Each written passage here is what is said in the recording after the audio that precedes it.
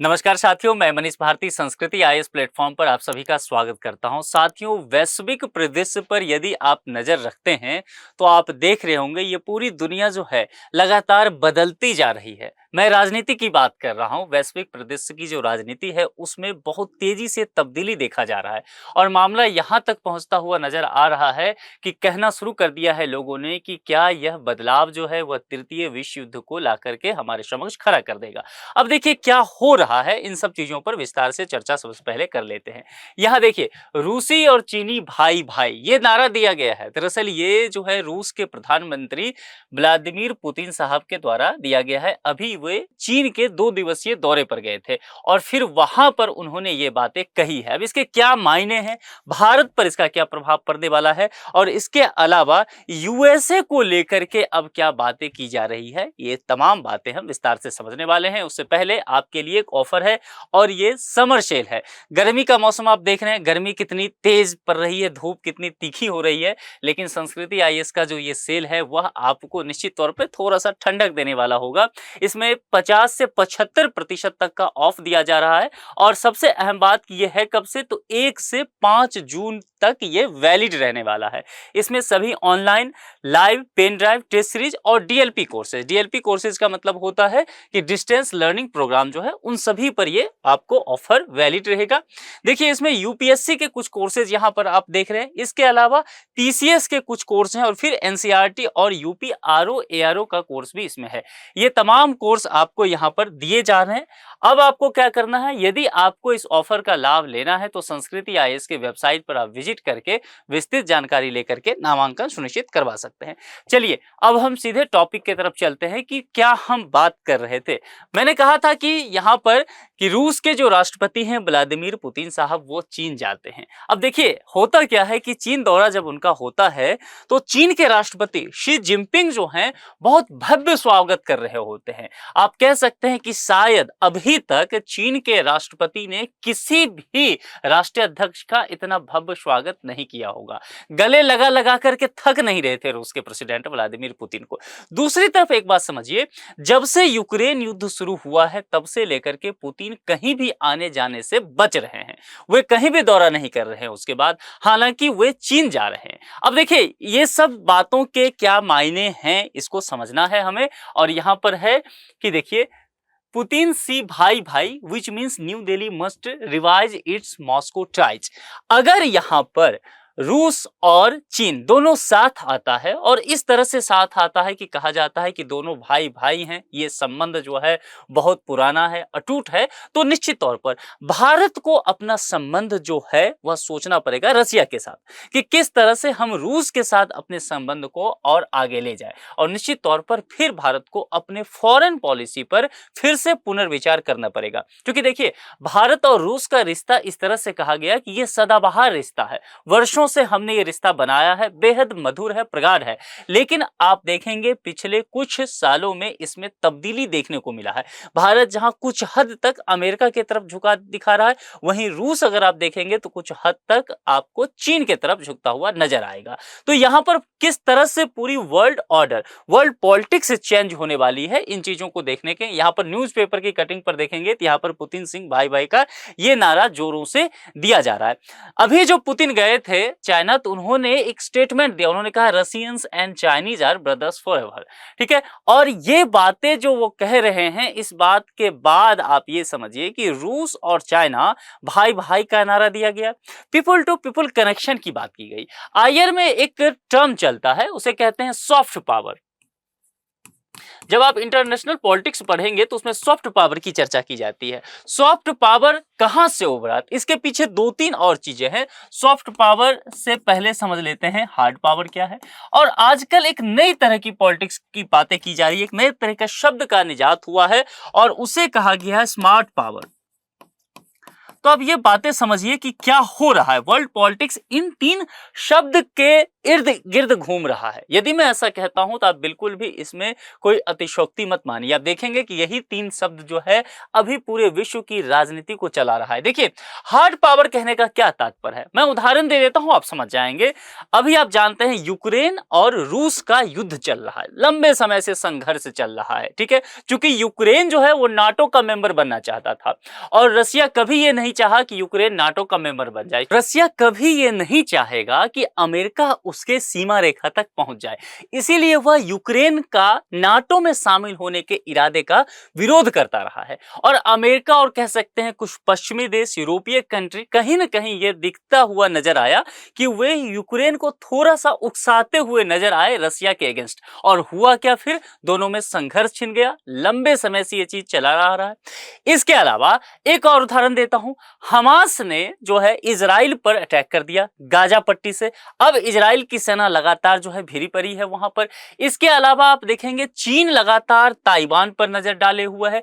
इन सब चीजों पर जब आप नजर डालते हैं तो आपको लगेगा कि ये हार्ड पावर है। हार्ड पावर का मतलब है अपनी बातों को, अपनी पॉलिसी को इंटरनेशनल रिलेशन में कहते हैं कि आप सख्ती से पालन करवाते हैं, तब इसे आप हार्ड पावर कहते हैं, ठीक है। यानी कि बार्गेनिंग भी करते हैं तो बहुत सख्त बार्गेनिंग आपकी होती है, आप उसमें लचीलापन नहीं देते हैं, तो ये हार्ड पावर हो जाएगा। लेकिन सॉफ्ट पावर फिर आया और सॉफ्ट पावर ने दुनिया को एक अलग तरीके से कह सकते हैं राजनीति करना सिखाया। सॉफ्ट पावर जिस तरह से आगे बढ़ता है उसमें पीपल टू पीपल कनेक्शन की बात की गई। जिस तरह से एक समय कहा गया हिंदी चीनी भाई भाई, ठीक है। जैसे कहा गया कि रसिया और भारत जो है इन दोनों के बीच रिश्ता जो है काफी मधुर है। भारतीय गाने जो है, आप राज कपूर साहब को जानते हैं, फिल्म स्टार रहे थे, उनके गाने रसिया में इतने पॉपुलर थे कि कहा जाता था कि उनके फिल्में देखने वाले, उनके प्रशंसक इतने हैं कि यदि वो रसिया से इलेक्शन लड़ते हैं तो वो जीत जाएंगे। अब ये क्या है, यह जो है वह सॉफ्ट पावर है। यानी कि हमारे बीच संबंध जो है वह इतना मधुर हो चुका है कि वह राजनीतिक लोगों के मंचों से उतर करके आम गलियों में पहुंच चुका है, घर घर लोगों के पास पहुंच चुका है वो पॉलिटिक्स। और इसी तरह से क्या होता है, दो कंट्री में जुड़ाव काफी देखने को मिलता है।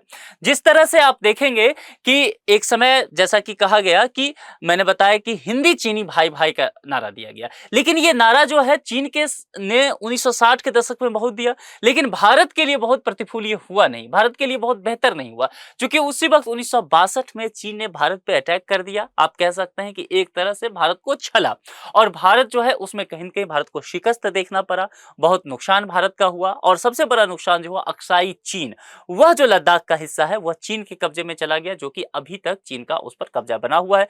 और अरुणाचल प्रदेश के कई ऐसे क्षेत्र हैं, जैसे तवांग का उदाहरण ले लीजिए, कई ऐसे। इसके अलावा भी अभी तो मैप जारी किया, तो आप कह सकते हैं कि एक मैप वार छिड़ गया है चीन के साथ भारत का। तो इस तरह से चीजें जो है कहीं न कहीं इन सब चीजों से उलझता चला गया, ये हार्ड पावर हो गया। सॉफ्ट पावर जैसा मैंने कहा कि गीत संगीत के माध्यम से हमारे स्टूडेंट वहां जा रहे हैं, डायस्पोरा कहीं किसी कंट्री में जा रहा है, ये सॉफ्ट पावर हुआ। अब एक नया शब्द मैंने कहा और उभर के सामने आया है, वो स्मार्ट पावर। अब स्मार्ट पावर क्या है, तो स्मार्ट पावर में ये दोनों चीजें ही शामिल है। एक तरफ जहां हार्ड पावर की बात की जाएगी तो यह हार्ड पावर भी है और यहां पर सॉफ्ट पावर भी है शामिल। यानी कि बाय हुक और बाय क्रुक, आप प्यार से मान जाते हैं तो अच्छी बात है, नहीं तो हमें मनाना आता है। कुल मिलाकर के यही बातें यहां पर कही गई है स्मार्ट पावर में।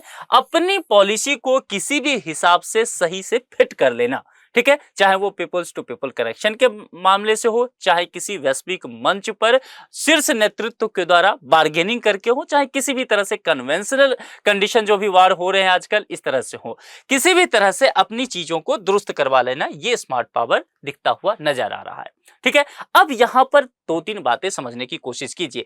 यहां जो पुतिन और आपको शी जिनपिंग दिख रहे हैं, जब ये जाते हैं विजिट पर, तो एक बात समझिए कि इनके बीच इस बार कोई बड़ा डील हुआ नहीं है। दरअसल जब दो नेता के बीच होता है तो एमओयू साइन होता है, ठीक ना। लेकिन इस बार देखा गया कि ठीक है, यात्रा हुआ है तो छोटी मोटी चीजें तो होगा ही वहां पर, लेकिन बहुत बड़ा डील जो होता है, फाइनल होना था, कुछ इस तरह की बातें, समझौता होना था, ऐसा कुछ भी रसिया और चाइना के बीच देखने को नहीं मिला है। अभी तक कोई ऐसी जानकारी नहीं है। फिर पुतिन अचानक से वहां जाते क्यों हैं, पुतिन क्या संदेश देना चाह रहे हैं, यह समझने की बात है। और जैसा मैंने कहा, शी जिनपिंग इतना भव्य स्वागत कर रहे हैं, गले मिल रहे हैं जाकर के वहां पुतिन से, क्या दिखाना चाह रहे हैं, क्या वैश्विक प्रदेश में समझाना चाह रहे हैं। दरअसल देखिए, यूएसए, यूएसए जो रहा वह सेकेंड वर्ल्ड वॉर के बाद किसी न किसी तरह से इसका वर्चस्व रहा। इसने तय किया कि दुनिया किस हिसाब से चलेगी, किसको किससे तेल खरीदना है, कब किस पर प्रतिबंध लगाना है, यूएनओ को कैसे मैनेज करना है, ठीक है। उसके बाद आप जानते हैं यूएनओ का जो सिक्योरिटी काउंसिल होता है उसको कैसे मैनेज करना है, ये सब कहीं न कहीं यूएसए के हिसाब से चला।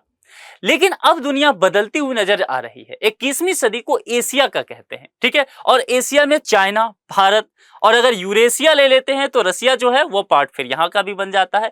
तो यहां पर रसिया और चाइना ये चाह रहे हैं कि नहीं, अब हम अमेरिका की नहीं चलने देंगे, अब हम इसके हिसाब से ये दुनिया नहीं चलेगी, हम वर्ल्ड ऑर्डर अब यहां पर चेंज करने जा रहे हैं, हम जिस तरह से करेंगे दुनिया उस हिसाब से चलेगी, ठीक है। अब यहां पर एक बात समझ लीजिए कि ये वेपन के मामले में बहुत स्ट्रांग है रसिया।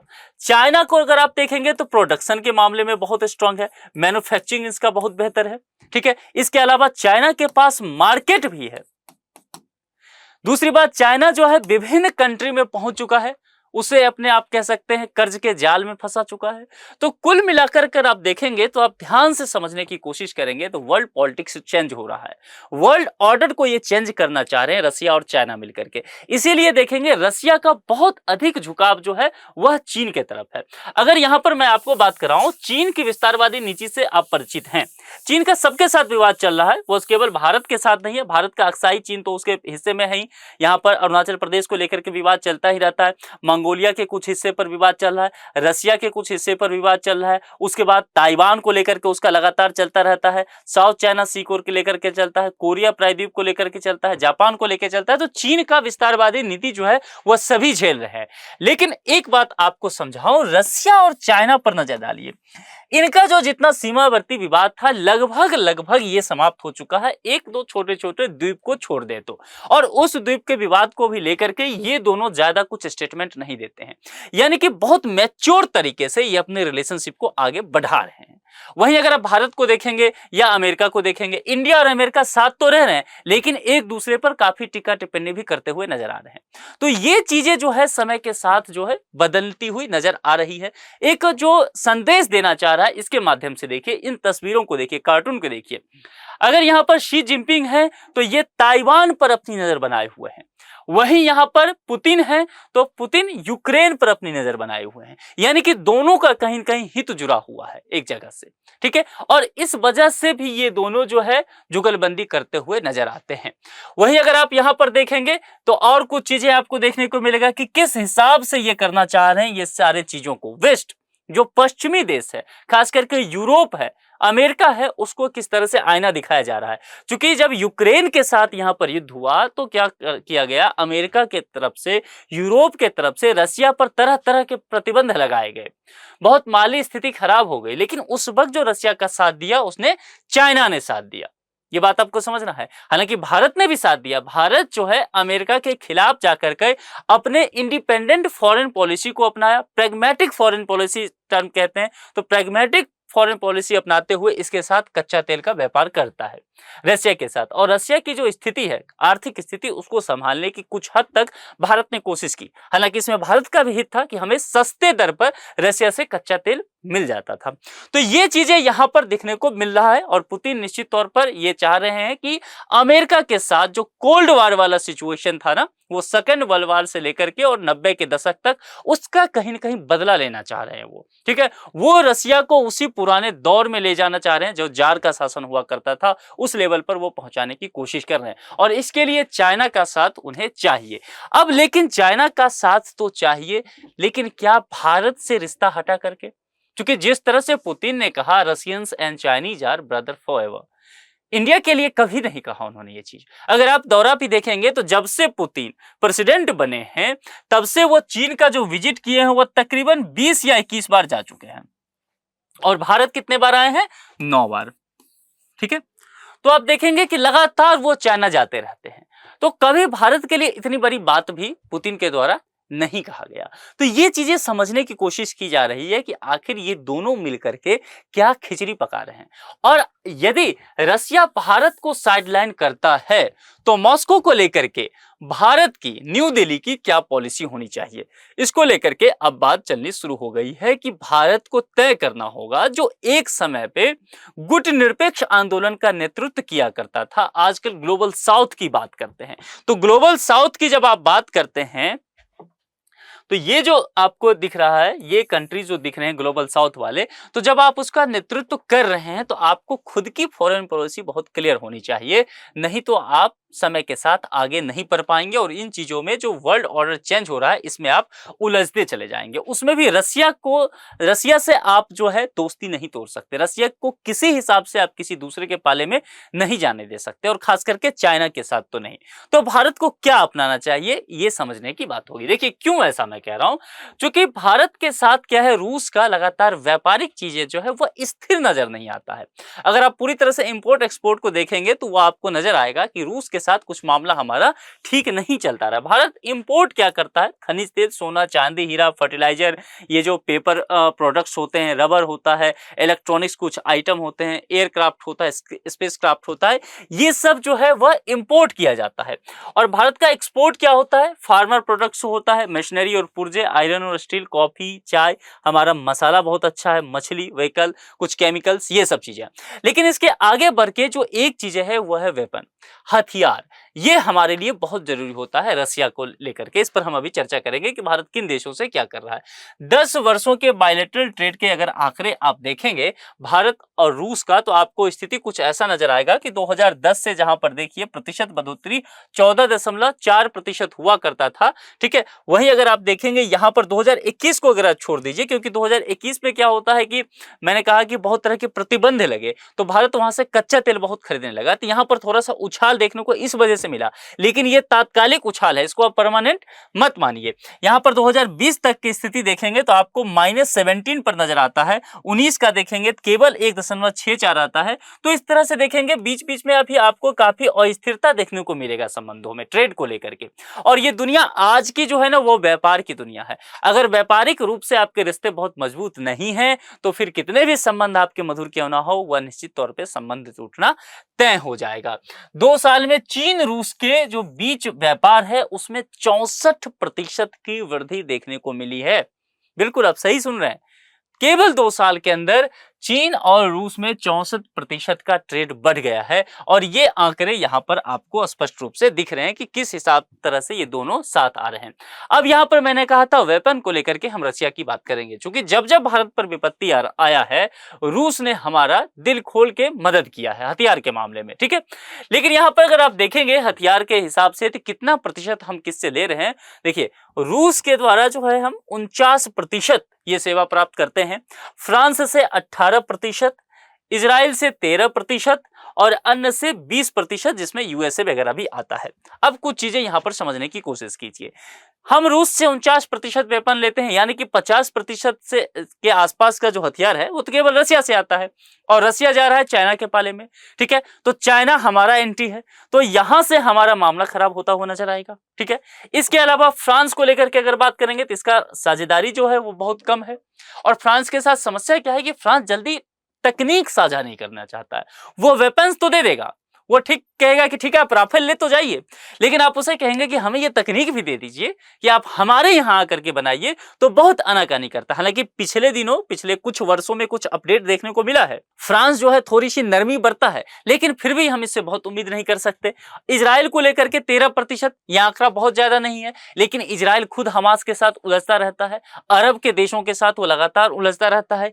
ये अन्य जो 20% है इसमें यूएसए है, यूएसए के साथ हमारा संबंध ना हमेशा से ऐसा रहा है कि समझ से बाहर रहा है, कभी बहुत अच्छा हो जाता है, कभी बहुत बुरा हो जाता है। जैसा मैंने आपको कहा कि अगर रूस और चीन आसपास हैं, दोनों एक दूसरे के करीब आ रहे हैं, तो आप यहां पर गौर करेंगे कभी वो एक दूसरे के ऊपर टीका टिप्पणी नहीं करते। कितना भी अटैक कर दिया रूस ने यूक्रेन पर, चाइना ने एक शब्द नहीं कहा, और चाइना लगातार धमकी देता रहता है ताइवान को। चाइना लगातार जो है साउथ चाइना सी में मनमानी करता रहता है, इंटरनेशनल जो लॉ है उसको नहीं मानता है। रसिया ने एक शब्द नहीं कहा चीन के खिलाफ। लेकिन भारत की स्थिति बाजार देख लीजिए, अमेरिका और भारत को लेकर के अगर आप चर्चा करेंगे तो हम एक तरफ रूस को गले लगाते हैं, ऊपर से अमेरिका के साथ हाथ मिलाते हैं। ये बात रूस को पसंद नहीं आता है।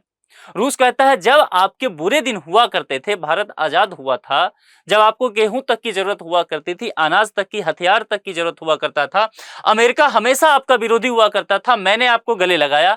और जब आज हम थोड़े से लाचार हैं, बुरे दिन हैं, आप अमेरिका से हाथ मिला रहे हैं। और वो अमेरिका भी भारत को क्या दे रहा है? वह पन्नू मामले में देखेंगे, वह भारत को कटघरे में खड़ा कर रहा है। टैरिफ के मामले में भारत को कटघरे में खड़ा करता है। किसान आंदोलन जब हुआ था, मुखर होकर के भारत का विरोध किया उसने। प्रेस को लेकर के, मीडिया को लेकर के भारत को कटघरे में खड़ा करता रहता है। भारत के इलेक्शन प्रोसेस पे सवाल उठाने की कोशिश करता है अमेरिका। तो ये सब चीजें जो है कहीं न कहीं हमें अमेरिका के तरफ जो हम आगे बढ़ रहे हैं ना, ये विश्वसनीयता पर सवाल उठाता है कि अमेरिका हमारा कितना विश्वसनीय साथी है। ये प्रश्न उठा देता है, क्योंकि लगातार यह जो है हमारे खिलाफ बोलते रहता है। वहीं रसिया जो है हमारे खिलाफ कभी नहीं बोलता है। तो वही कहा गया कि क्या भारत को यह विचार करना चाहिए कि वक्त आ गया है कि वह अपनी जो फॉरेन पॉलिसी है मॉस्को को लेकर के, क्या न्यू दिल्ली उसको नए सिरे से बांधने की कोशिश करे, क्योंकि वाशिंगटन तो हिलता हुआ यहां पर नजर आ रहा है। तो ये सब बातें जो है भारत को अब समय के साथ विचार करना पड़ेगा। और यदि ऐसा होता है तो भारत, रसिया और चाइना, तो क्या ये आने वाले समय में ये जो 3 कंट्री हैं यही वर्ल्ड ऑर्डर डिसाइड करने वाले हैं? ये समय के साथ देखना होगा। तो समय के साथ आपको बहुत सारे आर्टिकल इस पे पढ़ने को मिल जाएंगे, उसको देखते रहिए, उसको समझते रहिए। एक प्रश्न है, संभावित प्रश्न प्रीलिम्स का, हाल ही में रूस ने किस देश के साथ अपने राजनयिक संबंधों की स्थापना की 75वीं वर्षगांठ मनाई है? भारत, चीन, ऑस्ट्रेलिया और जापान। जो भी सही जवाब आपको लगे उसका चयन करके कमेंट बॉक्स में आप जरूर लिखिए। आप इस विषय पर क्या सोचते हैं कि भारत सरकार जिस तरह का काम कर रही है, क्या भारत सरकार को अपनी फॉरेन पॉलिसी में थोड़ी सी तब्दीली करनी चाहिए, अमेरिका से थोड़ा सा सतर्क रहना चाहिए, या रसिया हमसे दूर जाता हुआ नजर आ रहा है, चाइना के साथ बैठता हुआ नजर आ रहा है, रसिया को फिर से गले लगाने की जरूरत है और चाइना को भी कहीं न कहीं इर्द गिर्द रखने की आवश्यकता है? क्योंकि देखिए, नए वर्ल्ड ऑर्डर में चीन के बिना नहीं चला जा सकता है। तो निश्चित तौर पर आपको चीन को भी कहीं न कहीं साथ लेकर के चलना पड़ेगा, अपने हित को ध्यान में रखना पड़ेगा, नेशन फर्स्ट को ध्यान में रखना पड़ेगा। इन सब बातों पर आप क्या सोचते हैं? अपने विचार जो हैं 2 मिनट लगेगा, लेकिन कमेंट बॉक्स में जरूर बताइए। आज के लेक्चर में इतना ही रखते हैं, किसी दूसरे लेक्चर में किसी दूसरे मुद्दे के साथ आपसे मुलाकात होगी। अपना बेहद ख्याल रखिए। Thank you.